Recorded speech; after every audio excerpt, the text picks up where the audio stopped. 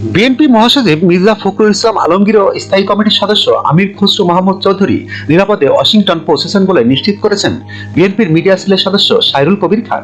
স্থানীয় সময় সোমবার ৩ ফেব্রুয়ারি সকাল ৮টা ১০ মিনিটে ওয়াশিংটনের ডালাস আন্তর্জাতিক বিমানবন্দরে অবতরণ করেন তারা।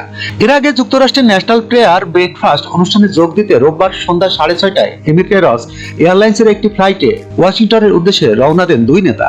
ন্যাশনাল প্রেয়ার ব্রেকফাস্ট যোগ দিতে গত ১০ জানুয়ারি বিএনপির একটি প্রতিনিধি দলকে অংশগ্রহণের আমন্ত্রণ জানানো হয়। আমন্ত্রিতরা হলেন দলের ভারপ্রাপ্ত চেয়ারম্যান তারেক রহমান, মির্জা ফখরুল ইসলাম আলমগীর ও আমির খসরু মাহমুদ চৌধুরী। তবে তারেক রহমান যুক্তরাষ্ট্রে যাচ্ছেন না, তার প্রতিনিধিত্ব করবেন কন্যা ব্যারিস্টার জাইমা রহমান। প্রসঙ্গত, ন্যাশনাল প্রেয়ার ব্রেকফাস্ট এমন একটি আয়োজন যেখানে বিশ্বের বহু দেশ থেকে বিশিষ্ট ব্যক্তিবর্গ আমন্ত্রিত হয়ে থাকেন। এখানে রাজনৈতিক ভিন্নমত নির্বিশেষে সবাই একত্রিত হয়ে বিশ্ব শান্তি ও মানবতার জন্য প্রার্থনা করেন। আগামী ৫ ও ৬ ফেব্রুয়ারি ওয়াশিংটন ডিসিতে ব্রেকফাস্ট প্রেয়ার অনুষ্ঠিত হবে। কংগ্রেস ও সিনেটের সদস্যরা অনুষ্ঠানে উপস্থিত থাকবেন। বক্তব্য দেবেন মার্কিন প্রেসিডেন্ট ডোনাল্ড ট্রাম্প।